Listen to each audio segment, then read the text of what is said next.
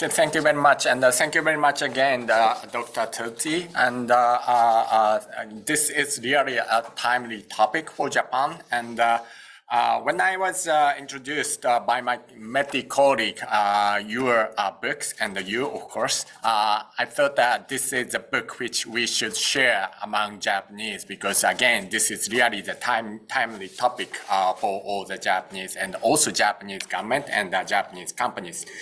And the reason why that is that under the leadership of Prime Minister Kishida, as you have touched very shortly, the government is working to realize new capitalism.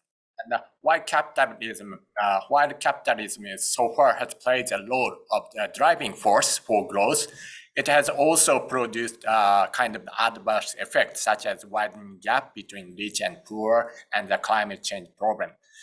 And however, the government is trying to realize a new capitalism based on the idea that only capitalism can be a system that surpasses capitalism. And the basic idea that runs through the new capitalism are 3 points. First, to solve the problem, not either through the market or the state.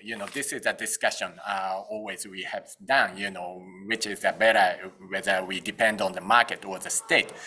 But actually, the answer could be that through both the market and the state, and also both the public and the private sector.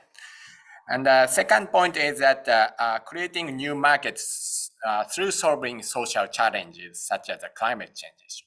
And third element is that to realize happiness of the people through solving social challenges. So in the new capitalism approach, solving the climate change problem or green transformation is a major challenge.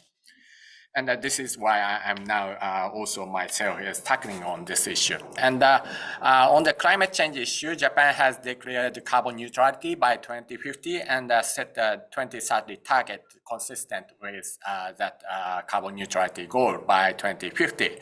And this is based on the idea that while the entire world market achieves net zero emissions, addressing climate change is no longer a constraint on the economy, but it's a key to a major transformation of the social economy, and by stimulating investment, increasing productivity, and creating major shift in industrial structure and strong growth. But I believe that such social transformation will not be an easy issue and an easy challenge.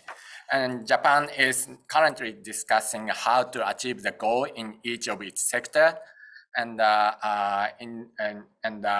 this is really again a really challenge. And when we tackling on this challenge, I just want to raise two issues.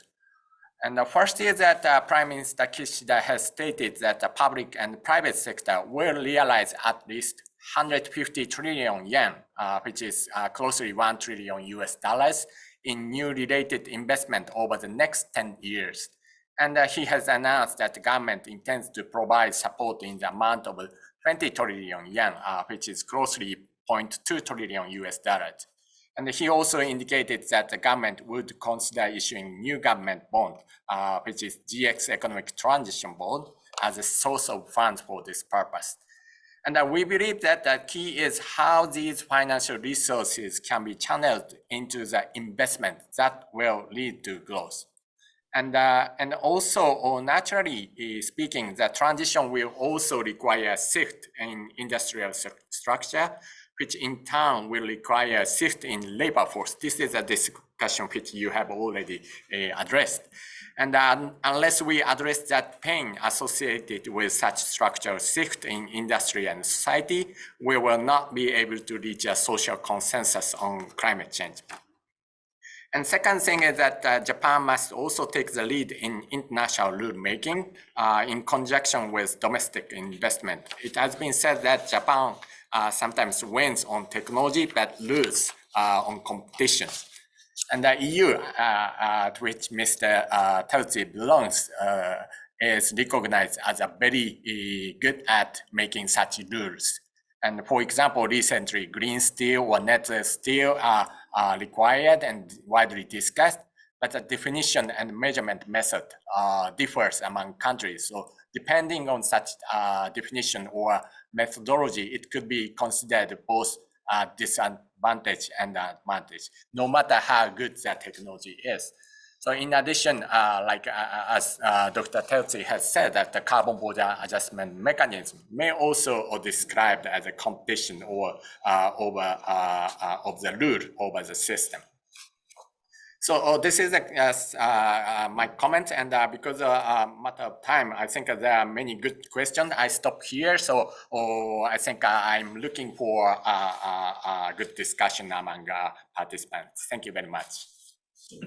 Thank you, Kawagi-san, for connecting such an intellectual like Dr. Terzi to a Japanese audience, and thank you also for your very excellent comments. And Dr. Terzi, we have many questions from the audience, but we would like to. I would like to ask Dr. Terzi on the point made by Mr. Kawaguchi on the pain for society in the transition stage. If you have any comments on that, that would be appreciated.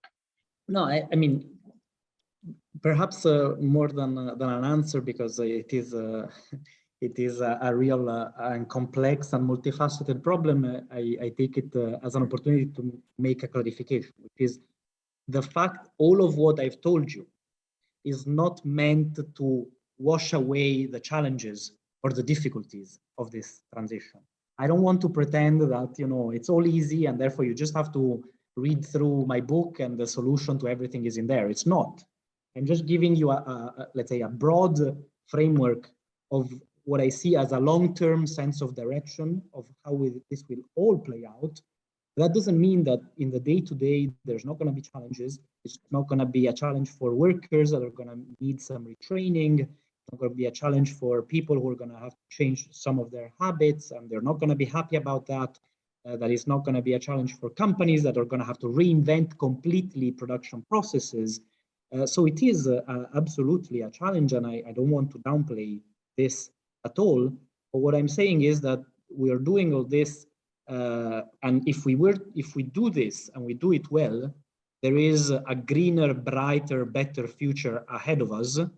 And it is not a matter of just doing all this because we have to, or because there is a moral imperative and that there's nothing to be gained aside from avoiding the worst of the worst. Thank you very much for your answer. And I will introduce a couple of questions from the audience. First question is, do you think next generation coming behind us are more supportive of green and environment policies? I mean, I teach in university, so I sort of have an interaction with younger generations, which is something I always find very, very refreshing. And my impression is that there is a true deeper concern about the environment in younger generations, and I think this is a transformation we're going to see also in preferences, in focus, as this generation matures into adulthood. So yes.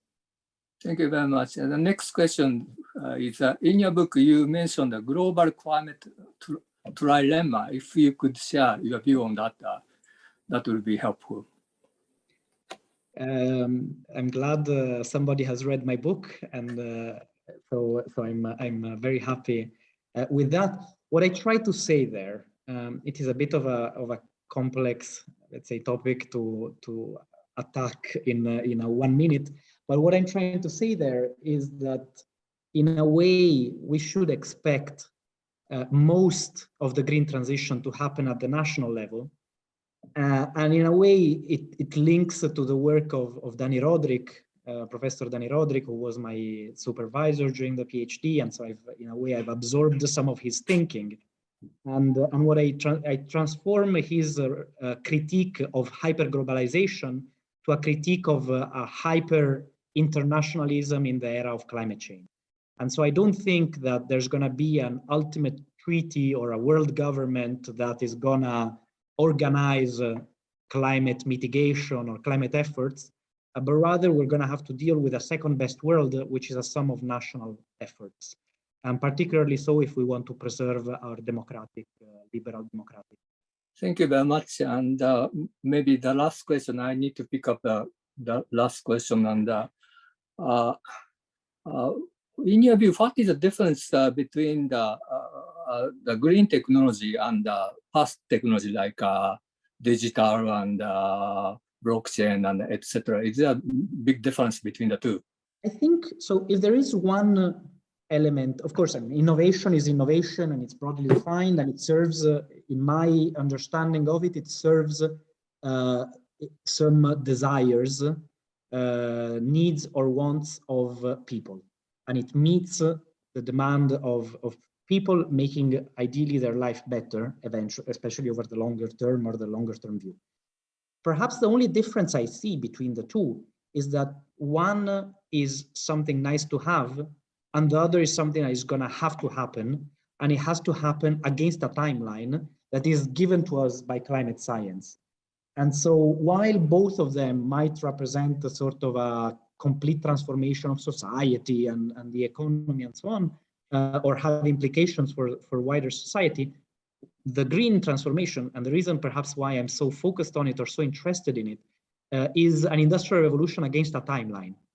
And it's a timeline that, you know, it's not something that eventually will happen, but it's something that has to happen, and we're going to use policy to accelerate it even more. And so that's a bit a difference, where I see a difference between the two. Thank you very much. Very insightful comment. The green transformation has a time frame, and it has to happen, and within the certain time frame, and having some target for 2050. That's a very persuasive comment. If I may pose you really last question from the audience, it's if we are seeing the transformation like industrial revolution, why push back against that trend is so strong every corner around the world? So I would have two answers to this. The first is that, as a matter of fact, also past industrial revolutions had a pushback. And so also in the first phase of the first industrial revolution, there was the so-called Luddism movement. So people were literally going and smashing machines because they perceived them as changing their world, their environment, shattering their professions. So there was a degree of that also in past industrial revolutions. So in that we're not different. And the second part of the answer, I would argue that is also a bit of a narrative problem, and that we've sold this as really something that we're doing because we are nice, allow me for the easy term, but not something that is a business opportunity, and that it requires a complete conversion to the climate cause, and that it's going to be a self-sacrifice in the service of a greater good. And so we've made it very much a moral battle of who is greener and who is better and who is more pristine with its moral compass. And I disagree with this. I think that actually this is gonna play out not because everybody converts to the green cause, but it's gonna play out because there's gonna be some early pioneers that see the value of this, but eventually the green option and the cheap option are gonna be the same. And that at that point, even those that don't care about climate change, don't believe in climate change, even just in the service of maximizing their profits, in trying to sell their products to wider audiences and so on, they will switch to greener ways of doing things. And so that's how I think it's going to play out, and not because there's a complete conversion of everybody to the green cause. Thank you very much. So thank you again for your very insightful presentation, and for your precious time and precious source. Thank you again. And I also thank Kawaguchi-san for being with us today. So let us conclude the session. Thank you very much. Thank you. Thank you very much.